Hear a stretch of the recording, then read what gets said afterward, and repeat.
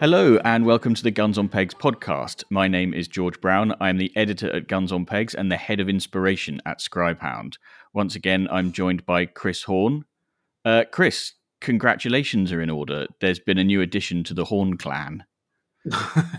Thank you. Yeah, and following the last episode, the whole sort of plan from that between the episodes has gone to plan. So particularly pleased.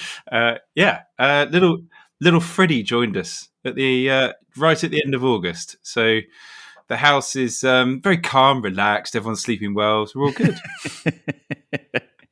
How are you adapting to having two? Should we move on? Well, and of course, the other big news, Chris, is that our other baby has arrived. It has.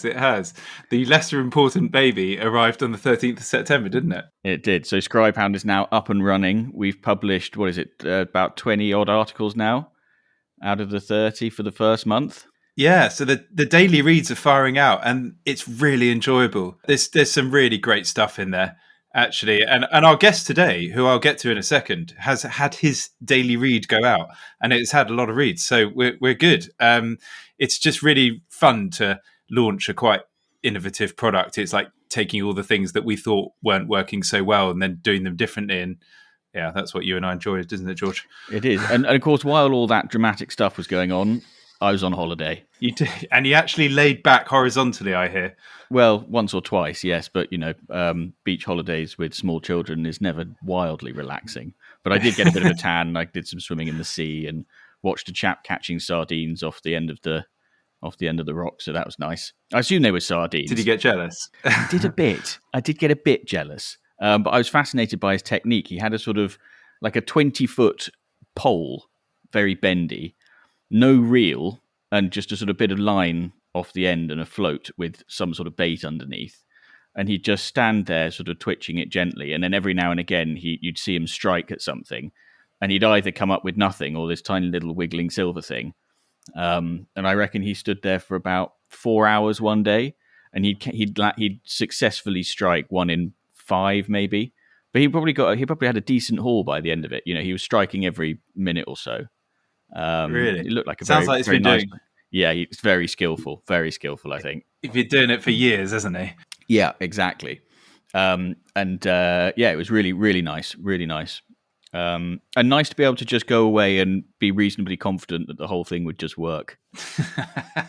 It did work as well, just. We're good. It was one of those duck moments to launch a Scribe Hound. Calm on the top, loads of paddling underwater. Yes. Anyway, right. Our guest today is head of operations at Holt's Auctioneers, the fine auctioneers based up in Norfolk, where he lives, run by a good friend of ours, Nick Holt. He's also English Open side-by-side champion for 2023. I've got written down here, but I think he's about to tell us that there's a number of other years before that where he was always also champion. He's a specialist game shooting coach, a massive vintage gun enthusiast. As we mentioned, he's also a Scribe Hounder, one of the 30 best that you can subscribe to. A shooting writer, thinker, opinion haver, which is what we're excited to have him here for. So a huge warm welcome to Simon Reinhold. Thank you very much. It's a pleasure to be here. It's great to have you with us. Holder of unpopular opinions. Yeah. How many times champion are you then of these side-by-side competitions? So there are several competitions that happen throughout the year, and the English Open is one of the CPSA's big events. It's one of their majors. The British Open is another, and obviously the World Championships were here this year as well. Alongside that, the British Side-by-Side Championships takes place, and it's run by Atkin, Grant and Lang, and took place, I think, last weekend. So there's a Welsh Side-by-Side Championship coming up at Dovey Valley as well, but I'm not sure I'm going to be able to make that, sadly. So there are many different events, but previous years I've entered the British Side-by-Side Championships with a small bore and won that class on more than one occasion. Came third with a 16 bore overall in that once. But this was my first sort of step up to bigger competitions where you get 1,500 entries. It's where those guys play. Yeah, so, proper stuff. It is one of the CPSA's major championships. one of their 3 blue ribbon events. And I was lucky enough to have a good day, actually. I felt pretty good the night before. I slept pretty well and no neck pain that day. So no excuses. Let's go. Let's do it. And it was at Eriswell Lodge, which isn't too far away from me. So tootled down there on the Wednesday. I like to turn up to these events not knowing who's going to be in my squad, meeting new people. It's part of the fun I have. I'm not one of those that can only shoot with 4 different people. Otherwise, my confidence, plummets. I need that crutch. I don't. I like to go and just, see who's in my squad, meet a whole different bunch of people who are all relatively surprised that you turn up to one of these gigs with a 120-year-old hammer gun with bits sticking out the top end rather than bits sticking out the front end. So, and shot 101 out of 120 on my round and then got called back for a shoot-off because I wasn't the only one with a side-by-side who shot 101 out of 120. A very nice bloke from Suffolk called Francis Pearce also shot the same score. And that was, we both shot 6 targets behind George Digweed with side-by-sides. So I think we can feel pretty pleased with that. Wow. And I managed... And it's very on brand that you were using a hammer gun. Bought out of the sealed bid auction at Holt's Auctioneers, yes. Really? How much did you pay for it? It cost me 350 quid. Nice. But I love it. That's the best bit. Yeah. 350 quid. Did it have much gaffer tape on it? It's got a chip out of the stock. It's sleeved. It's got quite a lot of weight throughout the barrels, but I quite like that for clay shooting. I don't want a whippy gun for that. So it's a bit of a wreck, and the way I've shot it, it's even more of a wreck now. I've had to take a light rubber mallet to get the crosspin back in before last weekend. And I've had to glue the 4-end finial back on because that popped off. But it wasn't built for what I do to it, to be honest with you.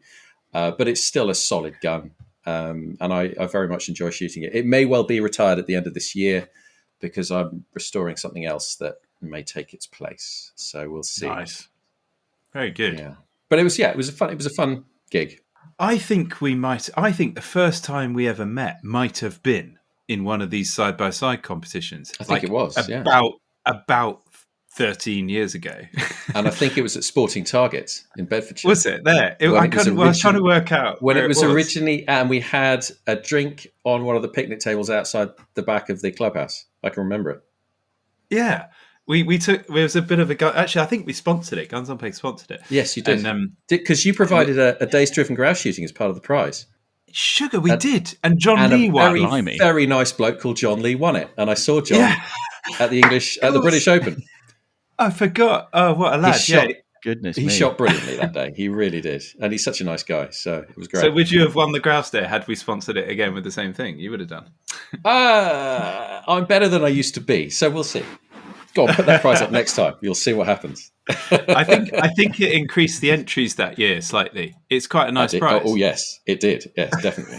I know. I'd enter. Yeah, it wasn't a whole grouse day. It was one peg joining us. Yeah, we took a couple of others, and it was with a team of others that we knew. But it was just great fun. And I was watching John shoot like that at that time. He definitely had gaffer tape all over that gun, and he had a raised comb on the stock with a bit of his sofa. Well, he's a big guy. I mean, he's 6'4". So anything is going to be anything built, before 1960 is going to be too short for him, just by dint of how we were not that big back then, for the most part. But John's son is shooting very well these days as well. So yeah. Oh wow! So that's a change because. I mean, I must have met his son at the time, and he definitely wasn't sort of at the age where you'd be shooting really well. So, he's coming on under good stewardship. But anyway, so that was the first time we met. That side-by-side championship at Sporting Targets. Very good, George. Your favourite part? Go. It is. Well, so Simon, the way we like to kick things off and to really set the tone is to bring along a drink, just to help the conversation flow a little bit. Yeah. So I'm going to ask you, Simon, what's that you're drinking? What is that I'm about to drink? Because there isn't any in my glass yet. I thought long and hard about this one. And I've listened to a few other podcasts and what people have chosen. And I haven't gone for the supermarket lager. I'm sorry to say. I'm sorry to let you all down. It's getting far too much airtime, this supermarket lager, but yes. I have stepped back to the kitsch 1970s and 80s. This is a drink that This is the very first drink I had on a shoot day. This is my connection with shooting. And I will never forget the taste because I was about 14 and you get handed a small glass of something at the beginning of the day. And it is De Kuyper cherry brandy liqueur. Wow. And that is what was handed to me. And it looks like it might have been that bottle as well. No, this one is one I've been sampling as I realised I was going to have to do this. And I was just thinking, what is this? I don't remember what this tastes like, but oh, yes, I do. Oh, yes, I do.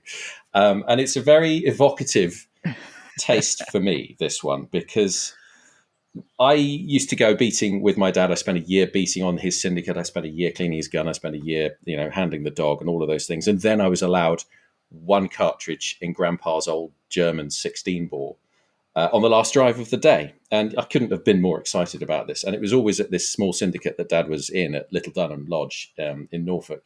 And I was, slightly taken aback with, the one cartridge. I said, why can't I have two? And Dad, to this day, this is one of his best pieces of advice to me.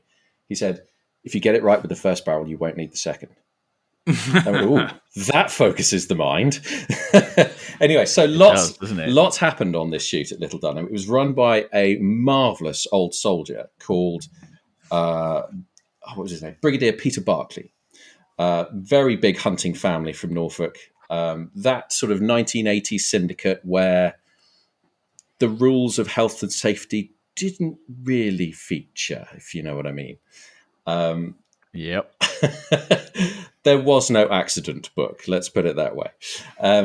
Anyway, Brigadier Barclay was very keen for this young lad, scrawny little 14-year-old that I was, to shoot his first pheasant. And eventually I managed to just, clobber a hen pheasant in the arse as it fluttered down behind me. And, he was very excited for me.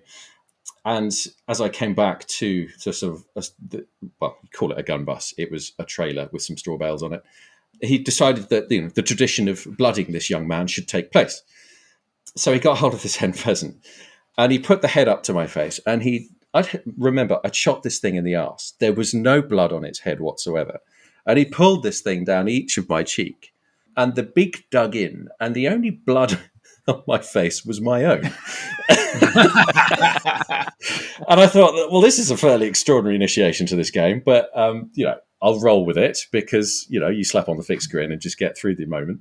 But he was a lovely old boy and a very brave soldier. There were stories of him in the war having, I think he lost his trousers as a grenade went off and carried on fighting in his pants. To go on and win an MC. I mean, that might have been apocryphal, I don't know, but he was a wonderful old boy. Used to drive around in a Series 2A Land Rover with a horse rifle holster on the outside of it, hanging on the wing mirror, where his 1905 Woodward sidelock would sit, getting gloriously spattered in mud, just in case he'd drive to the next drive and see a squirrel out the window. He could whip out the gun and shoot it. It was that kind of gig. It was great fun, absolutely brilliant fun. As you turned up, you were handed a glass of something sticky. Yeah. And this is it. This is what I was given. I feel like any shoot where it's run by a brigadier is going to be a memorable sort of a shoot, isn't it? Yeah, he was no ordinary brigadier. The rules of normality didn't quite apply. It was one of those sporting soldiers and countrymen and farmers who spent his whole time hunting, shooting, and fishing. And just in the 80s, those rules didn't apply. It was great fun. I mean, you could get away with so much that you can't do now.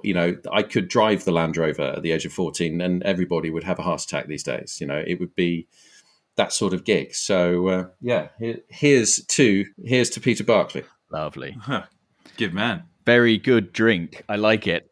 George, what have you got? Well, so I mentioned that I've been away on holiday, and of course it is traditional when you go abroad to bring back some of the local tipple.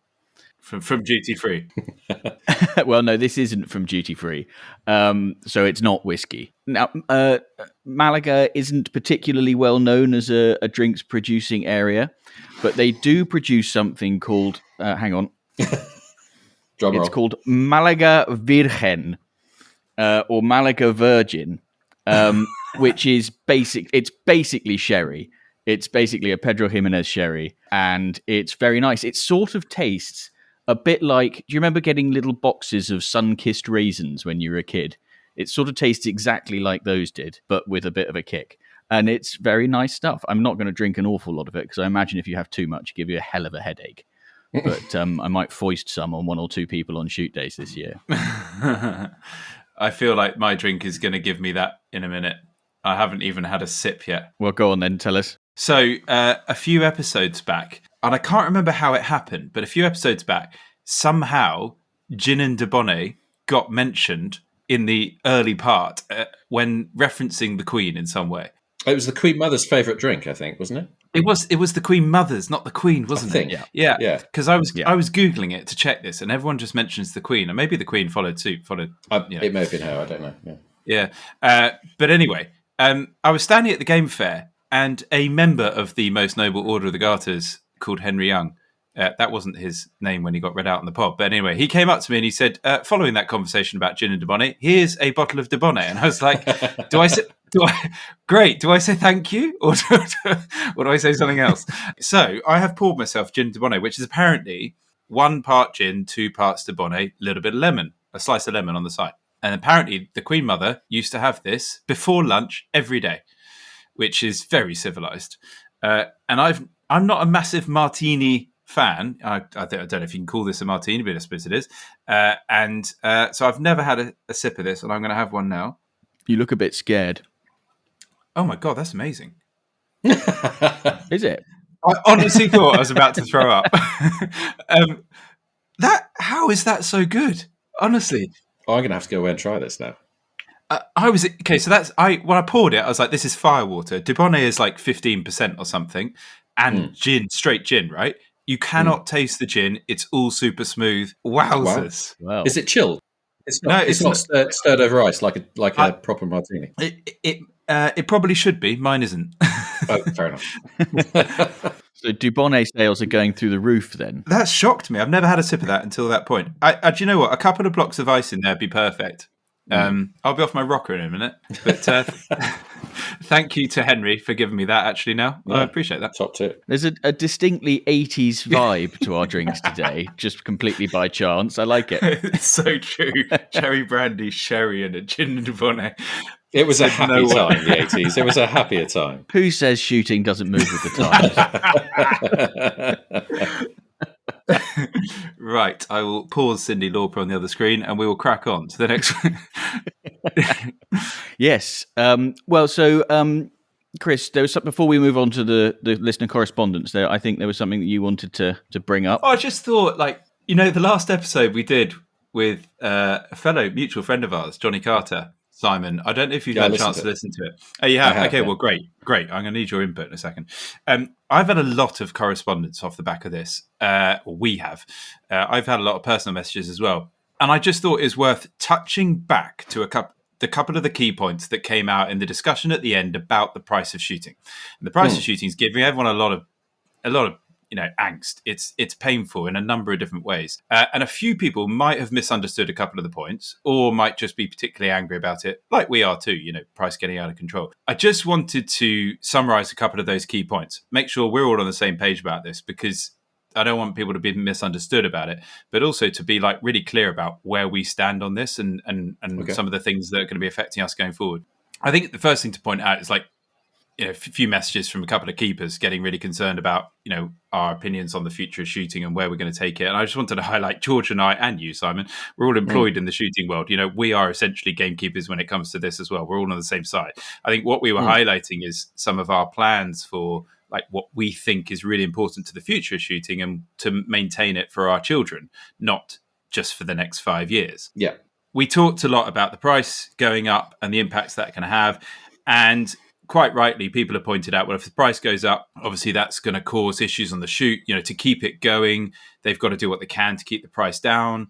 And some people were saying, well, that involves cutting a few corners. And that's the point at which I have issue. And as a result, this really awkward and difficult time is going to cause problems in shooting. We cannot cut corners. We have to accept that there is a time and a point on certain shoots where if you cut too many corners, we cannot defend what that shoot does. And so what we were going on to say is this traffic light system, which the GWCT are working on, which looks at net biodiversity gain, is kind of the be all and end all. If the shoot can't add value to the environment, then we can't stand up for it. A few others were pointing out about, well, does that mean that Guns on Pegs doesn't look after the big shoots on the website and so on?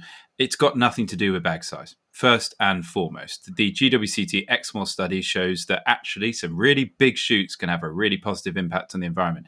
It's got nothing to do with bag size. It's got everything to do with the practices on the ground that the keepers and the management of that shoot take. And so that's what we're focusing on. So I want to make that absolutely clear. In the long run, where we hope to get to is that shoots that detract from the environment, we won't have on the website. That's where we hope to get to. Now, we don't know who they are. No one really knows. You have to properly do a sort of scientific visit at the moment to establish this. And so we want to get to that point. So I just wanted to make that clear because I don't want anyone being confused about where we stand on this. We're all on the same side of the fence. We are all looking forward to the future of shooting. And that's what we think is the best path to take. Yeah, I mean, it's not about big shoots or small shoots. It's about good shoots and bad shoots. I think that's the... I think it comes down to the fact that, we should be able to be proud of what we do. And if you can't be proud of what you do when you're asked or in public or in front of somebody who doesn't understand the sport and explain why you're proud of what you do, then you've got some questions to ask yourself, to be honest.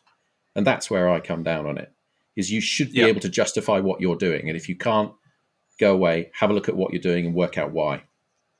But also on the other side of this, there is a buying power to be factored into this. I think people have a duty of care where they buy their shooting and what they are buying into. And you shouldn't just turn up, shoot X number of birds, spin on your heel and wander off home. You should examine where the birds are going. You should get a feel for how the guys who are running the shoot are behaving, how they're operating, how they're looking after birds. If you can see them slinging pheasants into the bottom of a truck covered in mud and dog shit, they're not looking after those birds. If they're stringing them properly, hanging them up, and there's proper due care and attention, it's a well-run shoot. There's little indicators that you can take just from being there. And in lots of other forms of life, price is highly linked to quality. The thing with shooting is it's not always the same, because some places just they're able to offer a lower price because of a bunch of factors on that shoot that allow them to do that.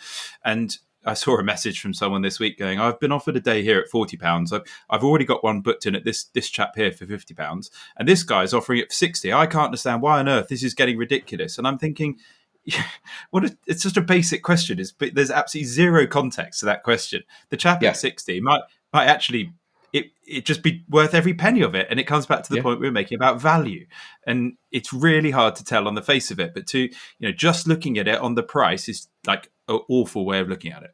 It is, no, it's not the way to buy. You should go on the overall feel of where you are shooting, because there's so much more to it than here's my cash, give me some dead or pheasants over me or partridges over me and 2 dead ones at the end of it. And hopefully they are offering and guns are taking game at the end of the day, because that's a big thing for me, to be honest with you. If you're not learning how to cook, if you're not learning how to prepare these birds for the table that you're given at the end of the day, then you've really got to examine why you're doing it as well, because it's a whole part of what we do. Absolutely. It's the main reason, really, like if you look far enough back at any rate.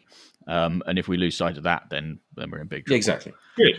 All right, well, I think we're done on that. George, should we miss anything? No, here endeth the lesson. But please keep the correspondence coming, because on that, there was a lot of people who, not sort of podcast reading out correspondence, but we love hearing the feedback because it's really important. Well, speaking of correspondence, Simon, what we like to do is we like to ask our listeners to send in their shooting quandaries and queries for a section called Whose Bird Is It Anyway? And this episode's Whose Bird Is It Anyway question comes from somebody who emailed pod@gunsonpegs, who I have decided to call Havelock, who has written... Right, sorry. That's a change from your usual Greek references. Exactly. Well, we'll get to it at the end, but honestly, dropping in a Havelock. Okay, carry on. Right, Havelock writes, Gentlemen, I wonder if you and your multitude of listeners can help me with something of a quandary. Our little DIY shoot is a happy band of idiots who do our best to share the workload and keep our birds in tip-top condition. We've run the days pretty much the same way for many years, and as the season drew to a close last year, there were some grumblings and mutterings in the rank that the drives were a little lacking in the bird department and the bags were a little low. This is always disappointing to hear, especially having survived the problems of COVID and avian flu from the previous years. Having fallen asleep at a previous AGM and being woken with the good news that I was now club secretary, it fell to me this year to try to improve our fortunes. As with all small club shoots, funds are limited and manpower is erratic at best, so we had the man from Basque come and walk the shoot and give us some ideas for changes, which we've implemented for the coming season. At the same time, we also ran an anonymous survey with the guns to try and divine what they really wanted. I'm now faced with two dilemmas and would appreciate your thoughts. God. Dilemma 1. How long should I expect the shoot captain and the beaters to stick to the new regime as we iron out the inevitable early wrinkles before reverting to type? Dilemma 2. The survey results showed strongly that the guns wanted A, more birds, B, bigger bags, C, fewer work days, D, fewer feeding duties.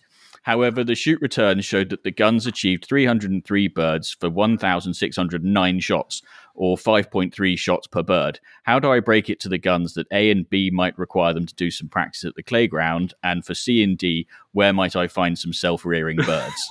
Many thanks in advance for your thoughts. So you've got a bunch of guns who want to have their cake and eat it. Correct. Wow. I'm assuming with these more birds, bigger bags, less work days, less feeding duties, that they also want to pay the same price. Yeah, exactly. Yeah. Wow. This is a proper dilemma. I mean, does it have an answer? It's got to be time for some tough love, surely, and a little bit of, gentlemen, this is the way it is, okay? And if really at 5-1 on an average game shoot, you really want to be improving a little bit. I mean, that's not great. That really isn't great. So they could do a little better in their department, which is accuracy. And yeah, I mean, if the shoot is run on a guns turn up for work parties, then yeah, you're going to have to break out the big stick and start whipping people in, I think. Although, of course, what they could do is offer. I've come across this, maybe even through a dilemma or something like that, where there is a sort of fine for missing a work party.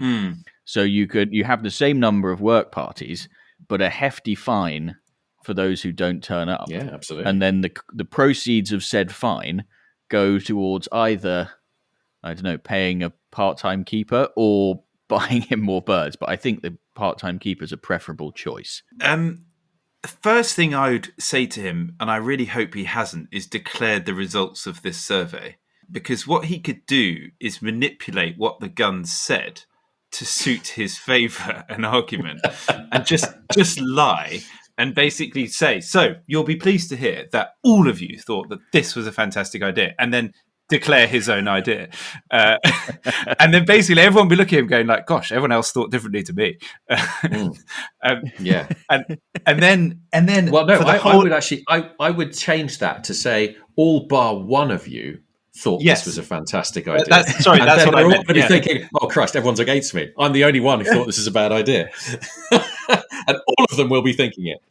And no one will pipe up because of that exact thing, because they think they're on their own. And so in regard to his dilemma 1 question, where he said, how long do I stick to this? Well, that gives you free reign to stick to it for as long as you like, because everyone's on board. So that's what I think he should do. Yeah, he could fudge it. Yeah. I mean, I would like to commend them for getting the Basque man out. I think that was a very good first step. Yes, absolutely. And I also like the idea of, the man from Basque, like the man from Del Monte. I like to imagine that he turned up in a embroidered shuffle as opposed to a white linen suit. Yes. The man from Basque, the chap that goes down every shoot in the country. It's good. Yeah, it's good shout doing that. I'm sure that's helped. But I don't know. People don't like change at the end of the day. By and large, people don't like change. So you've got to pitch it as something else. Never say the word change. We are improving the shoot this year. We are doing some drives in a better way than we were before, rather than just changing them. So I think then that buys you a little bit more time. 5.3 though, as you say, we don't know. He didn't explain exactly where this was, but I'm with you, Simon. That unless you're in like the mountains of Wales, 5.3 could Yeah, improve the bomb. that's not great. You really ought to be doing better than that. Bear in mind that 3-1 is 33%. Put it in clay shooting terms, you are bottom of C class, the very bottom. That's not great. Room for improvement. And there's plenty of people out there who can help you. So you need to incentivize both work parties and shooting lessons. So perhaps a free shooting lesson for everyone who turns up on a on a work party day. Yeah, I'm not sure that's going to increase the footfall on the work party. So that's the thing, is everyone goes, really? I need a shooting lesson? How dare you? Yeah, come to work and be told you're shit. Yeah. It's really tricky, but I really hope that he does put in some change, because then at the same time, if it doesn't really work, well, that will teach them for asking for it to be different. Yeah. I mean, if you don't like it, come up with a better idea. If, we're doing this change, if you have objections, come to me with a better idea. Don't just say you don't like it. Come with an answer, not another problem. More birds, less bigger bags, less work days. Could they do like a sealed bid for your place on the Syndicate, and no one knows how much each person's paid? That's an option. Yeah. This doesn't work. I'm just getting carried away. It assumes there's competition for places, of course. No, but I'm trying to get more money. I'm trying to get more money out of them without them realizing to put more birds down. But no, it's tricky. Yeah. Because, I mean, if they're all friends, then you can freely tell them what you're trying to do and expect their support, hopefully. If they're not, if they're acquaintances, then they should feel free to shop and shoot elsewhere, perhaps, if they don't like the direction it's going. I think this is where the term "rock and a hard place" comes from. Well, I mean, he's obviously been volunteered into running the thing, which meant that everybody else went, he's asleep, he'll do it. Yeah. At the AGM. So nobody else wanted to take up the reins. So, they could have stuck their hand up and said they'd be the and having secretary, or having been involved with many wildfowling clubs, it's very easy for 98% of the club members to take one pace back, and then the poor sod who wasn't concentrating is left out in the front. So, no, lots of club chairmen, lots of club secretaries and treasurers work really, really hard, doing a very difficult job, to be honest with you. And you're never going to keep everybody happy all of the time. It's just not possible. Oh dear. I feel like we've not offered as much advice as we could on this one, because this is really hard. I imagine loads of syndicates are in this position though. Yeah. And especially well, I think the tough love, it's tough love, that's what it's needed. Yeah. Your job is to shoot better, and we're trying to do this. Support me or walk. Hold on. Another idea. If they are at 5.3-1, it's not possible on every shoot, but change the flushing point so this is lower and these birds come down a bit lower. Just give them confidence boosters. Yeah, exactly. Well, that is an interesting perspective, which is maybe you're starting with the highest birds first thing in the morning. Everyone's still a bit rusty, bleary-eyed and creaky. You could change the order of the drives and give them a bit of a warm up. And you're on something here, because loads of syndicates do it their way, and they've done it that way since '68, and they'll never change the order of the drives. Whereas what commercial shooting has taught us is you need a really good drive just before lunch, and you need a nice drive at the end of the day. That's how commercial shoots work. Everybody goes home smiling. Everybody breaks at halftime smiling.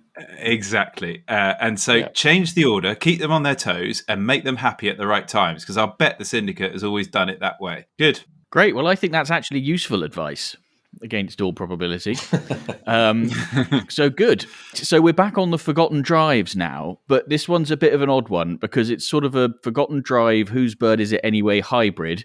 So I've decided to call it whose shoot is it anyway.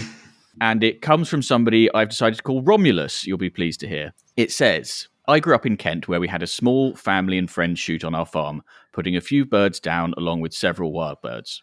I fondly recall one drive, home run, where I shot my first partridge and woodcock as a child. I can visualise them as if it was yesterday, the birds always flying high above the wood, darting over the waiting guns.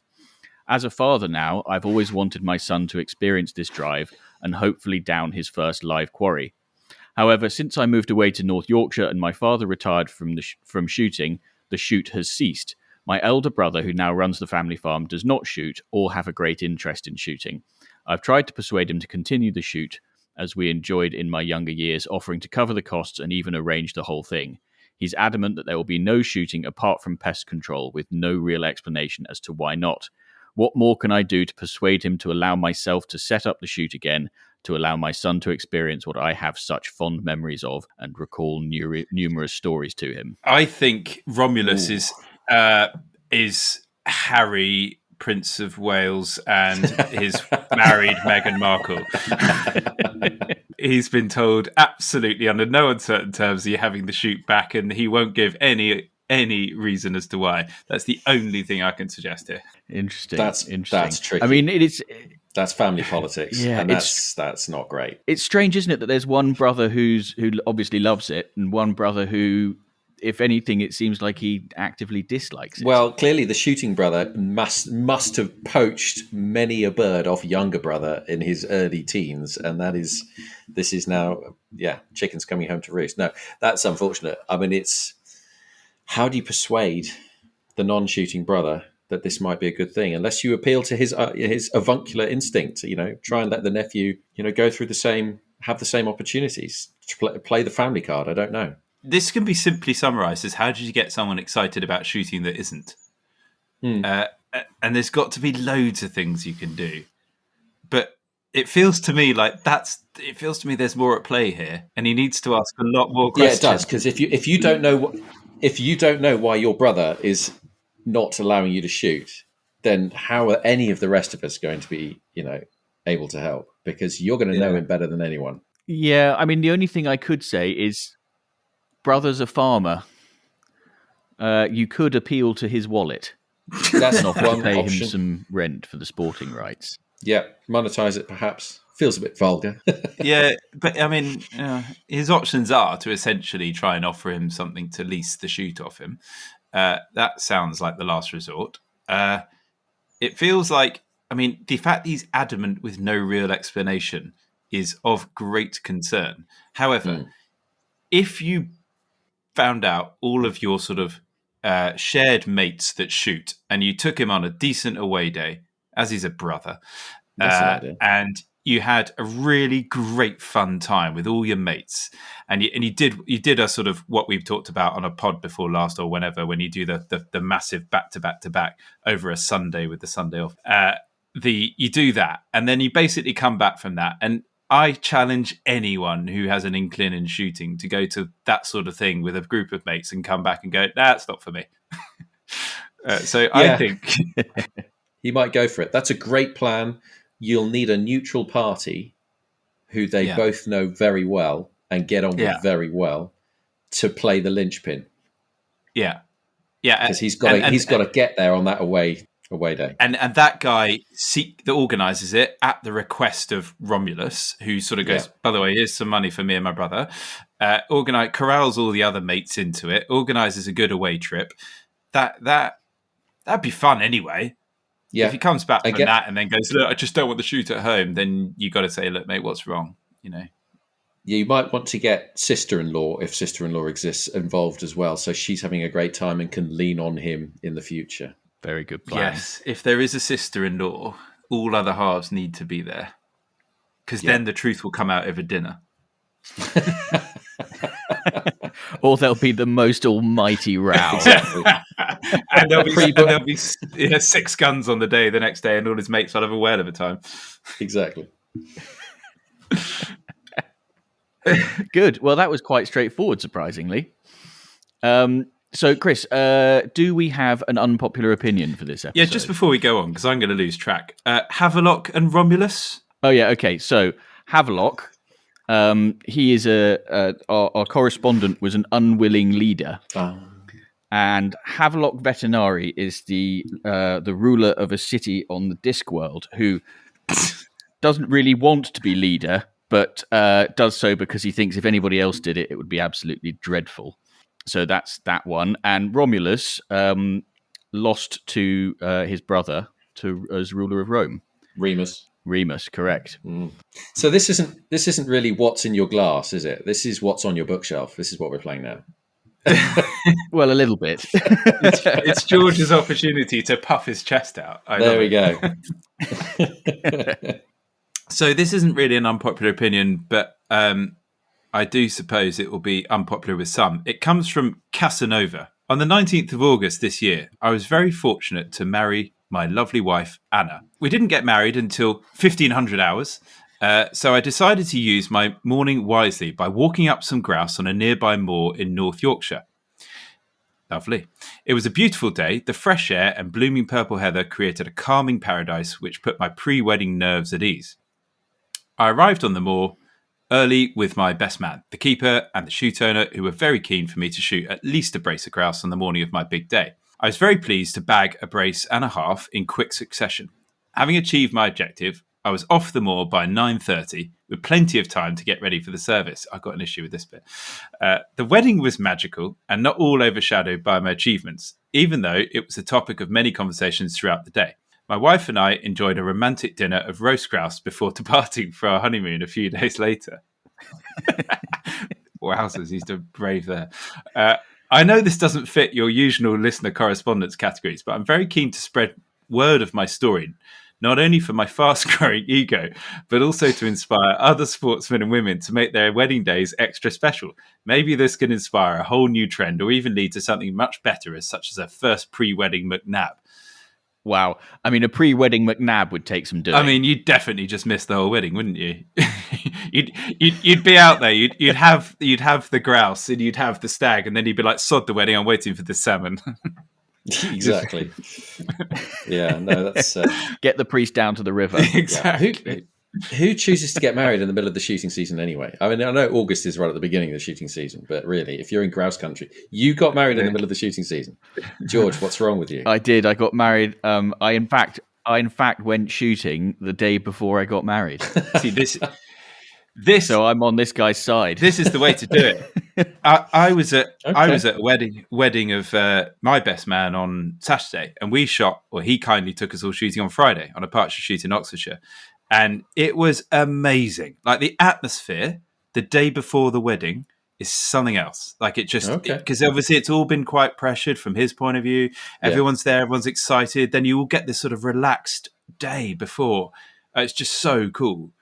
Okay, I can see that actually. Yeah.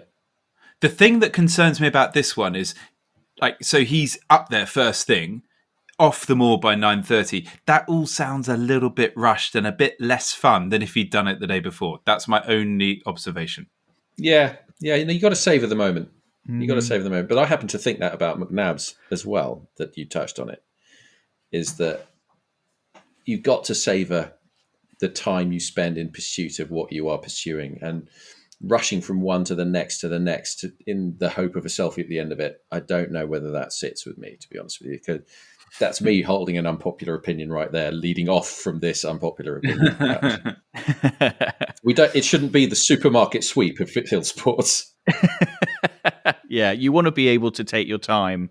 You know, particularly I think with the stag, you don't want to be just sort of right. That's it, and into the Arga cat and gone. Exactly. While somebody else brings it down off the hill. Exactly. You want to be able to take your time over that, don't you? Yeah, because certainly for me, we've wandered off slightly off your unpopular opinion question, but this is also an unpopular opinion. For me, it's the anticipation of the shot and the work done after it and the meal to come are the bits that I savor the most. The shot itself is over so fast, and if you've done everything right, it should be a fairly straightforward exercise if you've got close enough for on a stag. I'm not really in the business of shooting stuff 300 yards away, to be honest with you. I like to get closer. That's why they call it stalking and not sniping. So those parts of the pursuit are the longest living and the most enjoyable, in my opinion. And therefore you'd be rushing it, and that's just not a good idea because you're going to ruin both. Exactly. Yeah. Yeah, so I think his latter suggestion of this sort of pre-wedding Macnab is pretty ballsy. I'm not a massive fan of that. If it was me, for sure, like I just think it would be rushed. But I do think getting out in the morning before the shoot sounds pretty fun. Yeah, but if I had preference, day before, I would go with that. Yeah. That being said, if you do manage to do a pre-wedding Macnab, absolutely 100% write in and tell us about it, because I do want to hear that story. I do want to hear that story. I'm not going to lie. It's a new take on Hunt the Stag before the wedding, isn't it? I love this. So he goes shooting on the morning of his wedding to the lovely Anna. He then has the wedding and then makes Anna eat his roast grouse before departing for their honeymoon. Grouse is not, grouse is it's not everyone likes grouse, especially sort of roast grouse. Acquired. It's acquired. And I know a lot of girls that I've sat at dinner with aren't the massive fans, actually. So I think he's done really well here. Well, you would hope, as he's marrying Anna, that he knows his audience on that one and has not just taken a punt. Or unless he's stamping his authority on day one, he's stamping. Which does not bode well for future matrimonial happiness. Well, that's what I was wondering. How's it gone since? Yeah, right. So Havelock, Romulus, Casanova, and now you, Simon, are all members of the most noble order of the Garters and will very soon be in receipt of a set of the much coveted Guns on Pegs podcast Shooting Sock Garters. If you too have got a shooting confession, quandary, or query that you'd like us and our guests to help you with, or if you've got an unpopular opinion, or you'd like to tell us about a forgotten drive and you would like a set of Garters, drop us an email to pod@gunsonpegs.com. Now, Chris, we've just got to quickly mention, I think, the Garters shoot day. To the best of my knowledge, it is now fully subscribed. But I think we should say to people that if they are keen, we'll start a bit of a wait list in case of mishaps and people being unable to make it after all. Yeah, that's probably a good idea because that does happen for normal reasons. Not that you just want someone to come and load for you, George, but... Yes, Brimpsfield Park in Gloucestershire on the 20th of October. We've got a podcast Garters shoot day, so you have to have a set of the Garters. There are lots of you out there that do. £500 a gun, 10 pegs, but 20 places. So we're going to be sharing for each other. Bring the price down, have more people involved. Obviously, sharing pegs, so therefore loading for one another. It's on first come, first serve, as we've already said. But as George said, I think it's full. But I expect that we'll have one or two dropouts. And a massive shout out to Ben Hughes, who runs Brimpsfield Parks, been a guest of the pod before, and also Jake Wolf for organising, doing a hell of a job. Really looking forward to it. Not far away now. Yeah, going to be good. I've got some drinks lined up. I've also got a special set of Odd Bulls boxer shorts, which we've been told to buy. Yeah, that was unexpected, but there's going to have to be some sort of group photo, which fills me with dread. Oh God, no, that's not happening. Obviously, Ben had a few health scares earlier in life, and so does collections for Odd Bulls, the charity, on his day's shooting. But that's why the message went round saying, "Go on to Odd Bulls and buy your boxer shorts," which was quite an interesting moment. They got a lot of patterns available, actually. At the point that I was choosing, I chose not to buy the England rugby set of boxer shorts because I wasn't feeling very confident. If I was buying them now, I'd feel a little bit better. Anyway, looking forward to it. pod@gunsonpegs.com if you'd like to come. Yeah, it's going to be a great day. Right then, Simon, so I wanted to ask you, you obviously have a real passion for gun making and vintage guns. Is that something that you've been, that's sort of been something ever since you started shooting, or is it something that's developed over time? Where does that all come from? It's developed over time. The passion for shooting, I think, was always there. From the very first day I picked up a stick to start thrashing a bramble bush and seeing if there was a pheasant in it when I was about 8, I think. And I started with Grandpa's side-by-side, which was I've still got, because I shot all my firsts with it. But it was it was of vintage, but it was nothing of any great quality. It was made by Bayard in Belgium, and it was a 16-bore non-ejector. And then I started working in the gun trade, first for Bonham's, work experience in their gunroom under Angus Barnes, and then when I was at university, work experience sort of regularly during the holidays for Nick at Holt's. And that really those two experiences really fostered my passion for it. And I met one or two quite influential people on me during the early formative years, when I was about 16, 17, 18. Working for Bonham's at the time was a guy called David Winks. I don't know if you ever met David. He was a former barrel maker for Holland & Holland and ended up on the board running the company. And Winksy was something of a legend in the London trade. He was a tall man, 6 foot tall, hands like badger hands, who had a rough, gruff East End voice, and it was weeks this and weeks that. And I was measuring up some barrels on a pair of AYAs, number 2s, I think they were, and thinking, oh, these are quite nice guns. And I kind of voiced that opinion standing next to David, who had no idea who he was. I just knew he was consulting for Bonhams at the time. And Winksy just went, nah, boy, nah, you don't want him. Come and have a look at a proper pair of guns. And he opened this double flat case, and inside was a pair of top lever hammer guns by Stephen Grant in lovely condition. We hardly ever see a pair of hammer guns these days. So there were a few more around back then before they all went to the States. And he kind of opened my eyes to the difference between gun making and great gun making. And there is a gulf between the two. And it was from then that I started looking at details and quality of fit and finish, and just the little things in gun making that scream quality that aren't obvious unless you handle guns a lot. And these things have been pointed out by people who've built them. And I was very lucky to meet, people like David, people like Nick, people like Chris Beaumont, who I still work with as well, who pointed these things out and said, Chris handed me a gun yesterday and said, you'll like this. That's all he said. And he knows me well enough. And it was not, it's not outstanding. It's a 16 ball Webley & Scott 701, but really beautifully engraved. Very nice touches. The length of the finial, the inletting on it is perfect. The screw heads are all perfect. The woodwork, the wood to metal fit is perfect. And this is a thing that was built in 1932, I think he said. And it was just really good quality. And it doesn't have to be expensive. It doesn't have to be outstanding. In fact, the things that really float my boat with vintage guns are usually the things that have been untouched for maybe a century or 60 years in a case, but in a dry case, in good storage conditions, so they're not rusted to hell. And you sort of get a feeling for these things. And then, Diggory and I have had conversations about this. And Graham McKinley actually said something to me the other day, which was, he's a dealer up in Scotland. And I shoot most of my game these days with a top lever hammer gun by John Dixon, it's one of my favourite makers, that I was given by a friend. And it is in unrestored condition.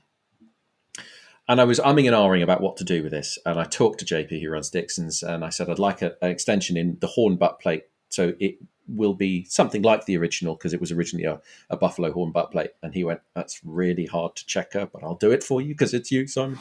And I was toying with the idea of how far to go. Do I rebrown the barrels? Because I'm looking for a particular sort of grey brown on the barrels that you can only get done by a few people. Do I refinish the stock, so the woodwork under which is beautiful under all these dents and mocks and marks and oil, it's still there? Do I bring it out?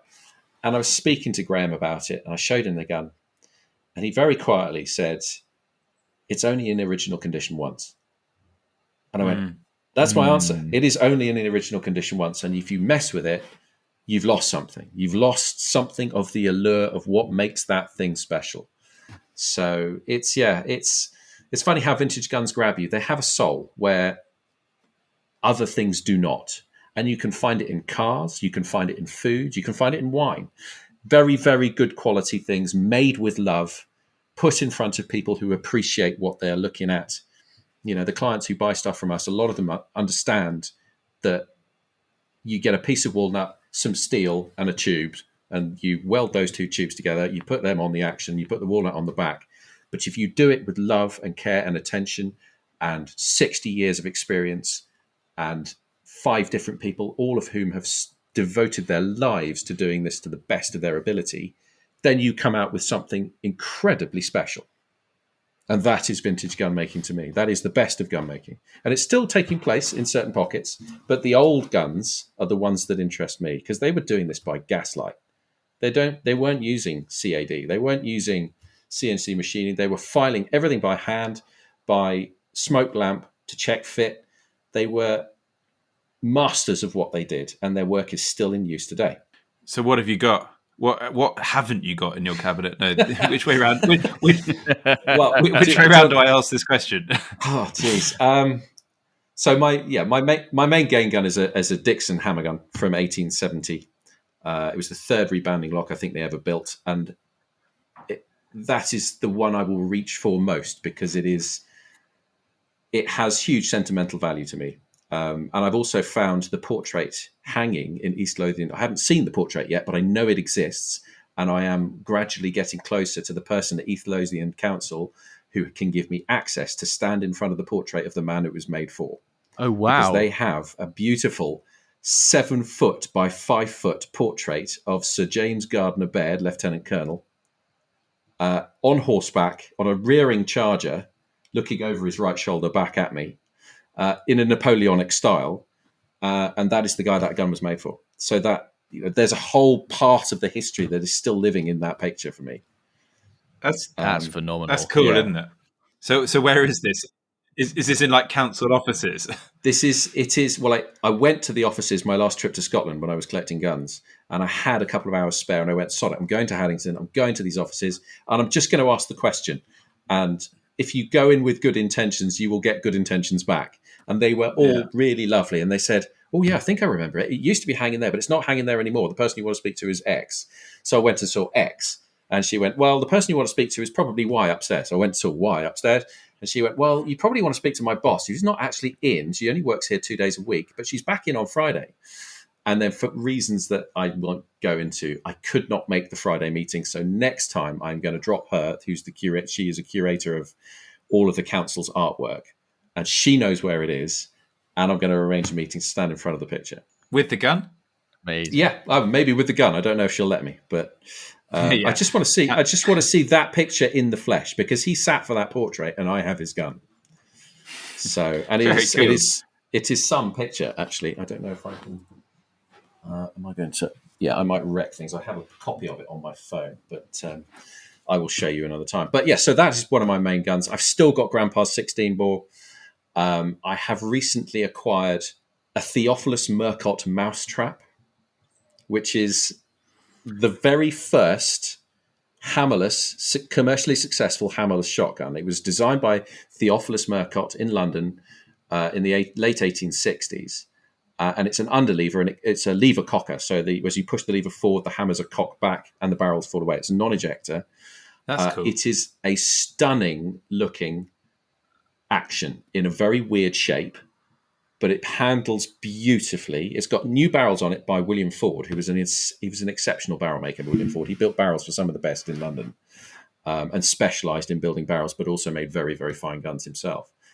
So this is a Murcott mousetrap with new barrels by William Ford, with a nice bit of choke in them, and it's a lovely gun to shoot. Really lovely gun to shoot. How often does a gun come in or on the radar of Holt's through sort of one of your valuation days or something where the owner has absolutely no idea that it's actually worth a lot more than he thinks? Well, it's not. Again, it comes back to worth and value. Yeah, because only someone like you would know some of those things. Or there's obviously a lot of collectors out there who do, but yeah, no, there are very few people who can't Google the information these days and find out what their gun is worth. The really interesting bits are the provenance, who it was owned by. Yeah. If you have information to that, because you can then get into the story. But you don't know the engraver and the barrel maker a lot of these guns. Like so with my gun, 1895 Henry Atkin, there's no way I know who did various parts of that gun, and that might make it a bigger deal than another one potentially. It depends on the maker. Some Purdy's had initials stamped on the barrels. Boss muzzleloaders had initials stamped on the barrels, and those initials are in the records as to who made that gun. Yeah, sure. I know if you go to Purdy with a serial number, they'll give you the whole bloody backstory. It's exactly, amazing. And you can find out who was the stocker on that. Occasionally, we had a pair of guns turn up last year with on the front of the comb, on the nose of the comb, at the that ridge that goes down. For those that don't know, into the pistol hand, the pistol grip. There was a little nubbin on both of the guns, a little flared sort of, almost like an oblong at the front of the comb, right on the nose. And that is a clear sign that it was stocked by one stocker called Ebenezer Hands. What a name. And he always marked his work that way. And he was one of the great stockers of his day, and he was allowed to mark his guns that way. So little things like that. And Josh picked them up. Josh Prover, who works at Holt's and one of the valuers, he had them come into evaluation day, and he went, Ebenezer hands. And the client went, what? He went, those were stocked by a guy called Ebenezer Hands. And it's that level of knowledge that's really, it's quite fun to be able to say that to somebody when you see something that stands out like that.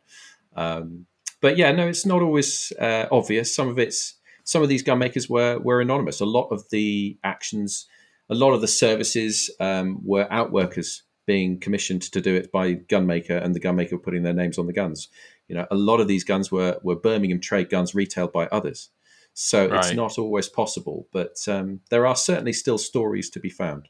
That's so cool. It's so cool. It is, and you're right. It is so much of it must be about the history and the story, and who is it for, and who did the work, and that adds that extra element of, I guess, romance to it, and that's why people get obsessed with collecting it. I suppose. And it doesn't always go right. And I will give you an indication. He won't mind because he's such a nice man that he won't mind me telling the story. But I took a call a couple of years ago from a man with a very familiar Irish accent. And he said, I won't try and do the accent, but he said, I've got this gun that was used as a prop in some of the series that I was doing, and I'd like to sell it and have the proceeds go to charity. And I said, am I talking to Dara O'Malley, who played Sergeant Sharp in the Sharp series? And he went, you've got that spot on. I said, I'm a big fan.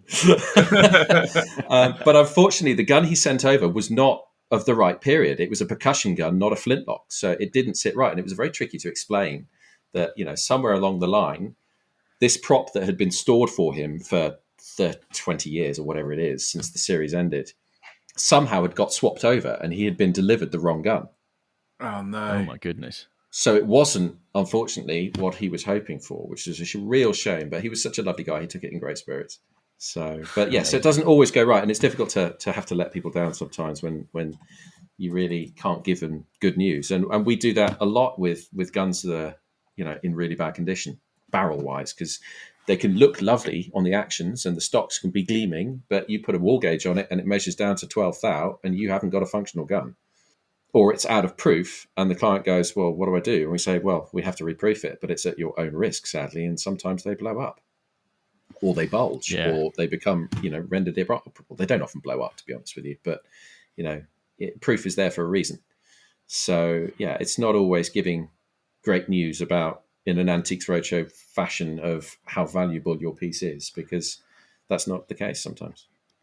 And as an enthusiast, is it sort of painful on a daily basis working where you do, where things come through and you just desperately want everything, or have you kind of gone beyond that now? Enthusiasm is different to the lust for collection. It's totally different. I mean, all of us, we don't work here for the money. We work here because we enjoy it. We really enjoy the stuff that comes in. You never know what's going to turn up. And the craftsmanship you are able to see on a daily basis is, we'll see everything from Chinese war guns from the 1600s right up to modern day military stuff. And I'm not into the black plastic things here and there, to be honest with you. And we all have our certain periods that we're enthusiastic about. And they do differ. But it's great to see such a variety of things, that some of which is, I like to say, is functional art. The way these things look is so stunning. And the fact that they're still going, they were designed to last one generation. They've lasted 3, and they're still going strong, a lot of them. Not all of them, but a lot of them. And that's testament to how well made they are. So it's not painful. No, it's never. It's painful giving people, unfortunate news, but it's never.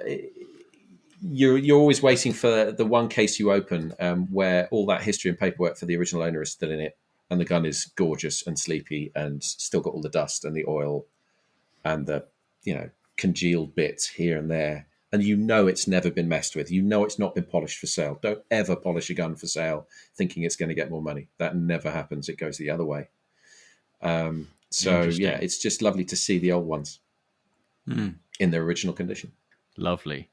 So I feel like I could talk about vintage gun, although I'm not, as I've said before, not really a gun nut. I'm just interested in that whole collecting and the intricacies of it all and the skill. But I feel like we should probably talk about one or two other things. And one of the things I wanted to ask you about, and we kind of touched upon it earlier on when we were talking about the 5-to-1 ratio.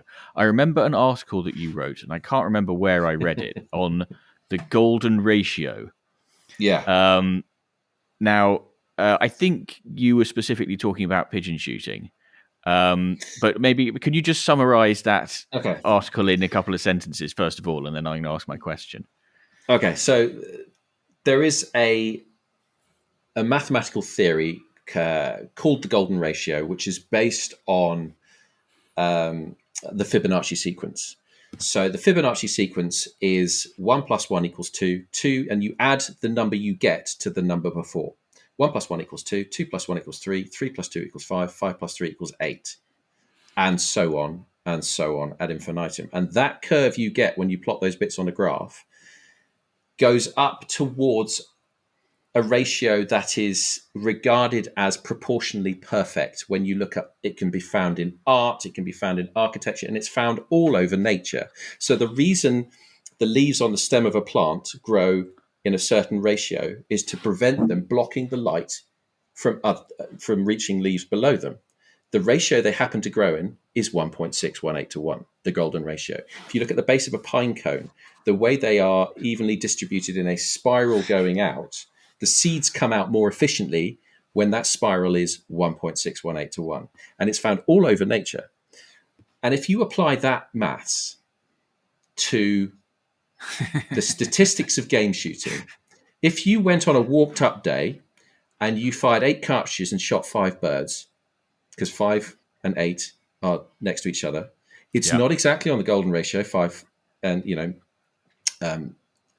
8 shots for 5 birds, but it's on that graph and it goes up towards that ratio. And you take it further and further and further, you get some really interesting numbers that apply to really good game shooting. And if you're shooting at 1.618:1, the point of it is that you are shooting to a very, very high standard, but you're still missing some because you're still testing your ability.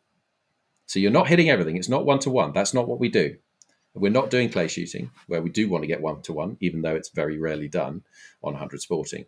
It is game shooting. So you want to be pushing the envelope of how difficult it is, and you want to test yourself. You don't want to just shoot easy stuff all the time, but you want to shoot really, really well at the same time.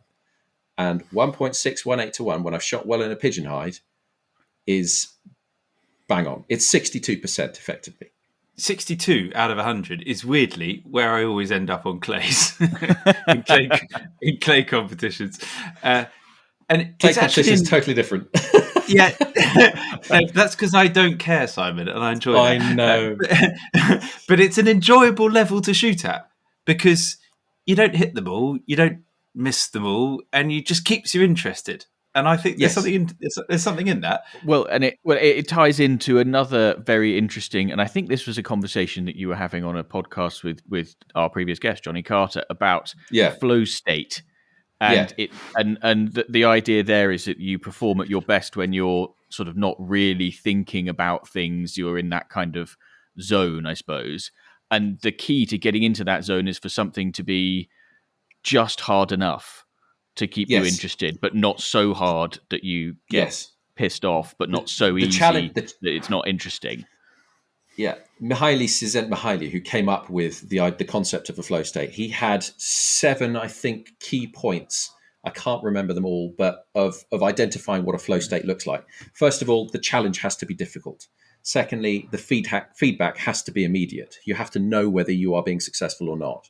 And there are a whole load of other things as well to add up to when you are doing something to the best of your ability and you feel like you're almost having an out-of-body experience. You're not even in control of those actions. It's happening without you directly controlling your muscular movements because it's all fluid. And it's very, very difficult to get into. The Japanese have once in a blue moon, doesn't it? It does. It really does. The Japanese have a way of looking at it as well. In Japanese archery, it's the mind of no mind. So you're doing something without any conscious control, but you're doing it to a very, very high level. It's subconscious control, not conscious control. It's it doesn't happen in competition clay shooting. It's difficult because competition clay shooting is a very specific mindset and set of functional controls that you put in place to get the end result you want, which is as close to 100 out of 100 as you can possibly get. Whereas game shooting is not about 100 out of 100.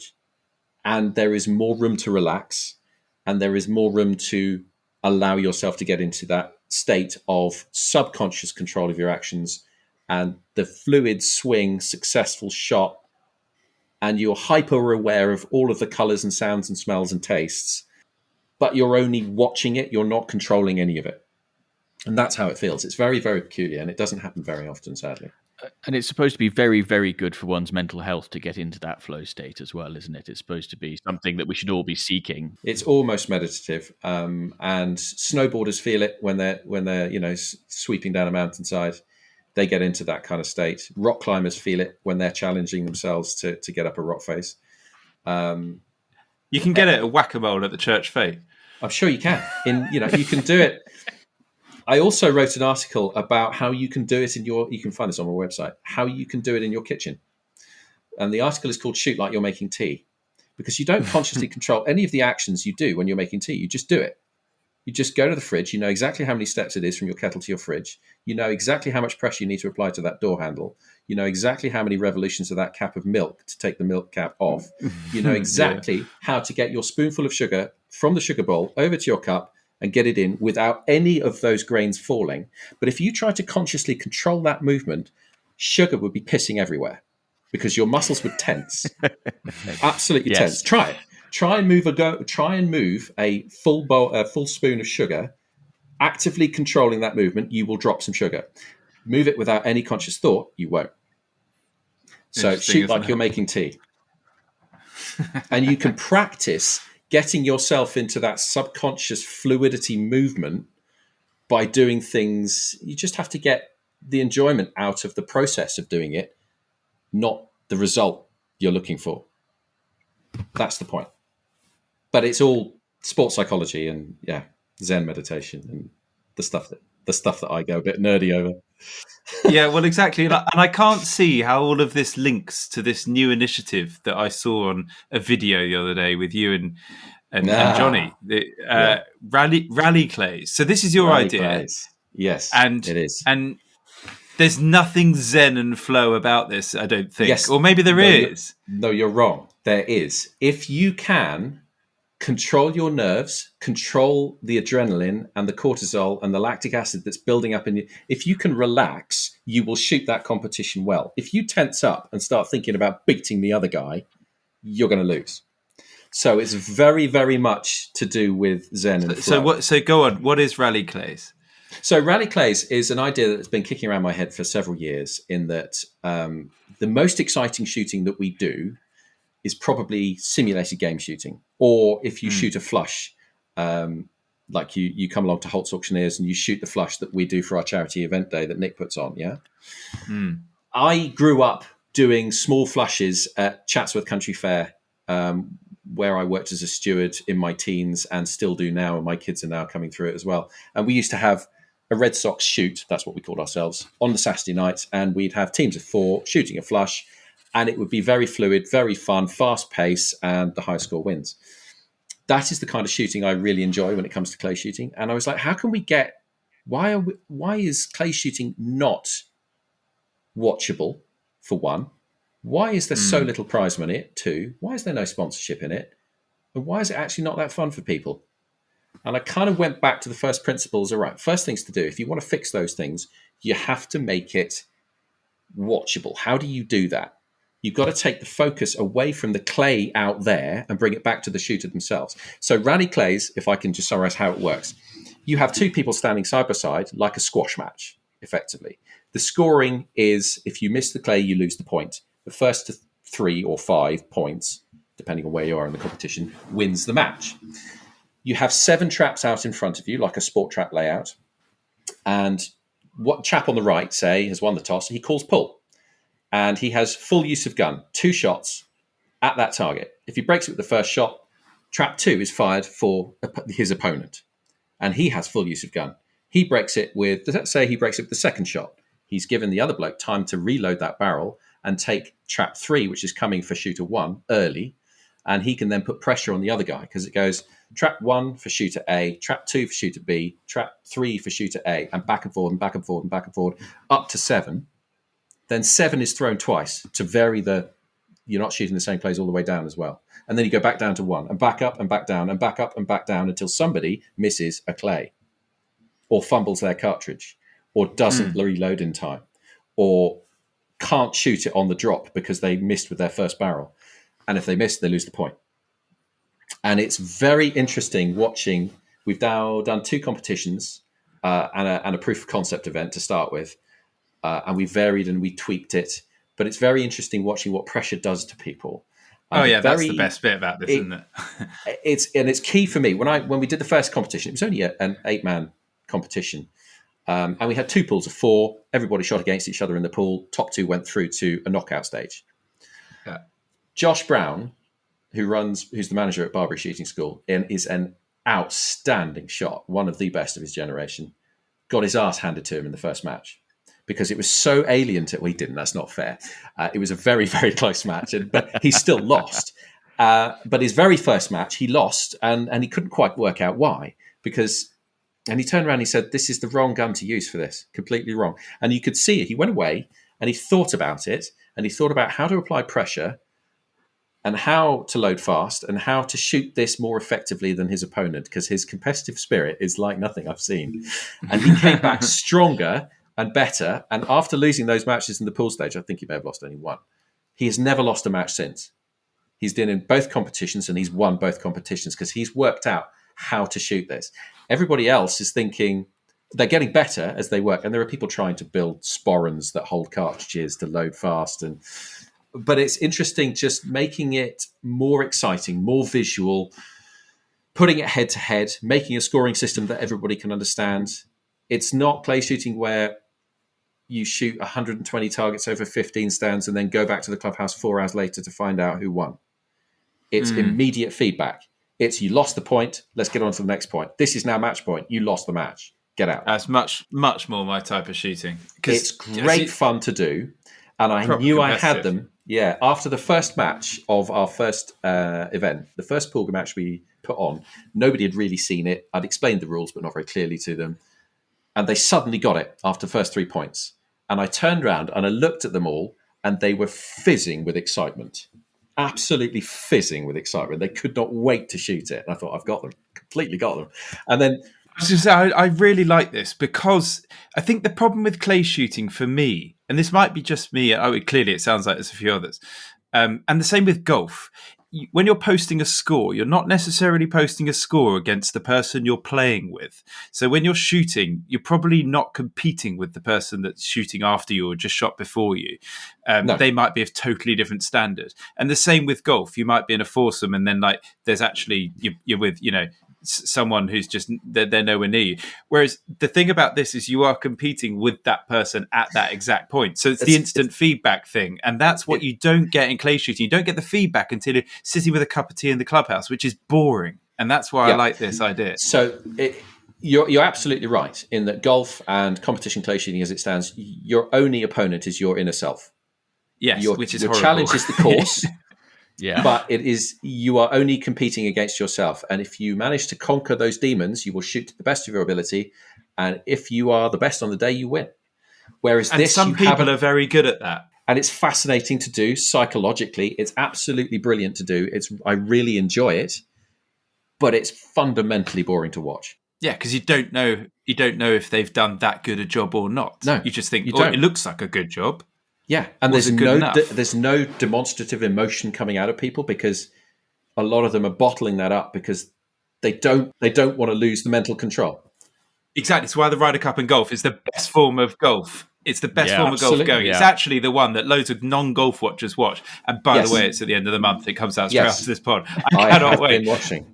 Yeah, I have been watching and waiting for it. You're absolutely right. And it is because it is a different scoring system and it's head-to-head.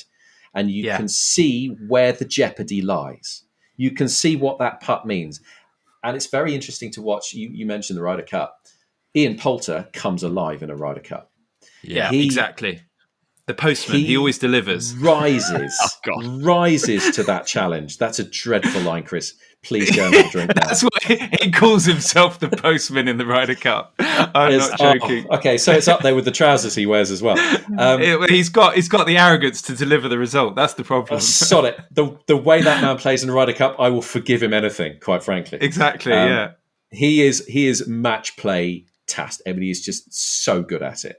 Because he thrives on that atmosphere. He thrives on that competition. He thrives on the cut and thrust, and he doesn't give a damn who he upsets in the process. He's going to bloody well win. And that's great to watch. That's good telly. That really is. We don't have that in clay shooting. We should. And if we had it in clay shooting, we would get a watching audience, perhaps. And with that comes other things.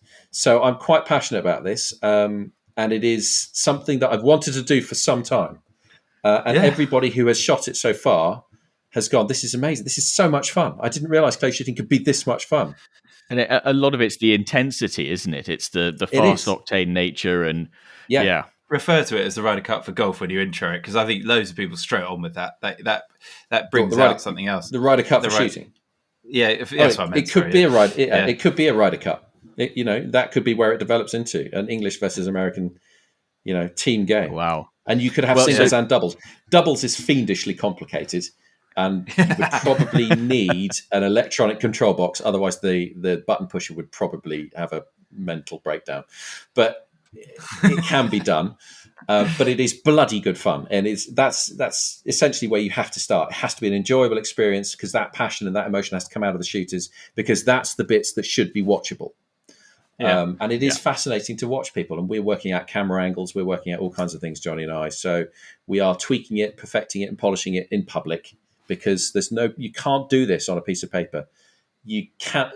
A friend of mine, I was talking to this, who's a management consultant in London. He said, "Look, just don't let perfection be the enemy of actually getting something done." And I went, "Do you know what, Alex? You're absolutely right. Got to get on with it. Let's just get out there and do it. And if we fail in public, so what? We'll come back. We'll do it again. We'll change some stuff." And we did. And we had suggestions from the competitors. It was Charlie Folder's idea to shoot 7 target twice and then the 1 target twice to mix up the targets you're shooting. I was like, yeah, that's great. Fantastic. But we wouldn't have learnt it without Charlie going, how about you try this? Yeah. It's so cool. And it makes me think we have quite frequently to the podcast, we have people emailing in saying, yes, your game days are all very well and good for the Garter owners and so on. But have you ever thought about doing a charity clay event? And we go, yeah, well, we sort of thought about it, but, it doesn't, that sort of thing doesn't necessarily get us excited. But I feel like Guns on Pegs podcast Rally Clays Day. Go for it. Really good. Absolutely. I have got the format and the formula for you just to add 16 punters or 32 punters or however you want to do it. And you just drop them into the formula. Everybody thinks, oh, I don't understand it. Because it's very difficult to change your mindset. If clay shooting as it stands at the moment is all you've known, then it's quite, but once you get into it and go, oh, it's just like squash or tennis, that's fine. They go, oh yeah, I get it now. And then they start having an awful lot of fun. It is interesting. The last competition Johnny ran, I couldn't attend, sadly, but he did it himself. We wanted 32. We had 27 competitors. Over 20 of them were still there at the end, even though they had lost in the early stages, watching, because it was watchable. And that tells me all I need to know. That's very cool. It's watchable. Feels like a whippy side by side is actually the gun for this. You're not wrong. I know that the clay shooters love an OU, but it's not me. So the old whip and quick to load as well, aren't they? Quicker to load than an OU. That is the key. Yeah. If you're shooting bottom barrel first on an over and under, you are going to probably lose. You are in trouble big time. So, amazing. We've got a few things to iron out on it, but it's good fun. The way we end these pods, as you well know, is with our wonderful bit called Desert Island Shooting. One last day, where would it be? Who would you have with you? All things available. Time travel's not a problem. What are you doing? This has been quite difficult, actually. Going because there's so many options now. And do you go historical? Do you go stuff you've not done, or do you try and recreate the stuff you've already done? And what I've gone for is cherry picking some things that I would like to do and some things I've already done. So one of my favorite things to do, my day would start probably at 4 a.m. And it would include a kayak trip into my favourite marsh. And this is going to be on my own. I'm going to start the day on my own because there's a special solitude to sitting in a marsh and watching the dawn come up, chasing with the dog, but just me and the dog and the gun and a kayak, because that's the way I like to do it, because I'm weird like that. And watching that dawn and watching the teal and widgeon whisk past you, and it's great fun. So that would be the first few hours. Then we paddle back in to start with a drive of driven English partridge with several of my friends. My dad would be on that. Jimmy Goodley would be on that. John Joe Lars would be on that. Johnny Carter would be on that. We've got to have a few of the old faces there. So yeah, it's too much for my two kids, driven English partridge. At this stage, they will join me later. But certainly a day, a drive of driven English partridge on one particular estate, and those that know me well know which estate I mean. I'm not going to broadcast it. And then from that, we would hop into our time machine, and we would it could be a teleportation machine, to be honest with you, because it's still the modern day. And we're going up to Scotland, and we're going into Dumfries for a couple of drives of woodcock out of the firs with vintage guns. I had an outstanding day there this year, because it was January this year, with a friend of mine who kindly invited me up there, and it was brilliant. And I don't think I'll ever shoot it left and right again, but I managed to get one that day, so that would be lovely to recreate. Then we're going to hop into a time machine, and my dad and my two boys and I are going to go back to the caves at Lascaux in France, where those wall paintings of mammoth and plains game are all painted. But I'm going to go back far enough in time to meet the people who painted it and to join them on a hunt. I want to be involved with them on a hunt because their work still exists, and I want to be part of that team. That's real vintage, isn't it? I want to be around the campfire with them. It's not shooting, to be honest with you. I don't think we can draw lobbing a spear or pushing a mammoth off a cliff shooting. But still, it's a hunt. So great. I'm going to be involved there. And then we're going to come back around the campfire, and we're going to, play tunes on mammoth bones. And that's where our music started. And we're going to paint stuff on cave walls because that's where art started. This is the origins of civilization. And I'd like to have a look. So we're going to hop back in the time machine, come out of that. And then we're going to go back to Norfolk and shoot one drive on Jimmy's farm. Jimmy Goodley is a very old friend of mine, and Mary's drive on his shoot is stunning when it works and the wind's in the right direction. It's a belter. So we're going to do that. Probably the same team as we had with the English partridge there. And I would like both my boys to shoot their first pheasant on that drive because they haven't done so yet. And that's going to be very special for them. And then myself, my dad, my kids are going to hop into our time machine. We're going to go up to Scotland to something that has always fascinated me. Ever since I read Brian Martin's book on the Great Shoots, there is a picture in that book towards the back of, I can't remember which Scottish estate it was included in, of treetop roost shooting pigeons on a platform built at the top of the firs. I've never done it. I've always wanted to do it. The family are going. So we're going to get that done. That is our roost shooting. Then we're going to hop back into our time machine or teleportation instrument, come back to Norfolk, and we're just going to wander the local hedgerows for a muntjac to finish off the day. And all of that is going to end up on a plate the day after. Amazing, including the mammoth. I was about to say, it's a big plate for the mammoth, yeah. We'll take a couple of mammoth steaks, yeah. Awesome. I really like that. And I love the ingenuity of going back in time to back then. No one's ever got close to anything like that. I put a bit of thought into that one. It's such a cool idea, and you're right. It's the start of civilization. It is, and the start of everything. Everything stems from the hunt. Our brain capacity of eating meat cooked over a fire. That's the reason we have big brains. It's because they needed feeding with all that protein, and that's where it came from. We weren't eating leaves. We weren't having to spend 8 hours digesting it. If we were eating cooked mammoth, we already had an advantage over our chimp cousins. That's where it came from.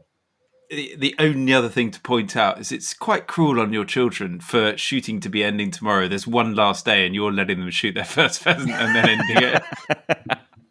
Everybody's got to start somewhere. And then they're just going to be for the rest of their life going, oh no. Yeah, but Chris, No. You've left me the time machine. What do you think I'm going to do with it? This is true. Yeah. Okay, fine. I haven't thought of the rules that much, but yes. Very good. Well, Simon, brilliant. Thank you. My pleasure. Absolute pleasure. Been great fun. It's been really good fun. Thank you ever so much for joining us. Yeah, thank you. No worries. As per usual, there is one final reminder that you can get your hands on a pair of the very exclusive, highly coveted Guns on Pegs podcast shooting sock garters by sending us your shooting dilemmas for us to resolve, or by sending us your unpopular opinions or sharing a forgotten drive with us. Just drop us an email to pod@gunsonpegs.com, and if we read it out in the next episode or any future episodes, we will send you some garters. We will be back in a couple of weeks' time with another episode, but until then, thanks very much for listening, and goodbye.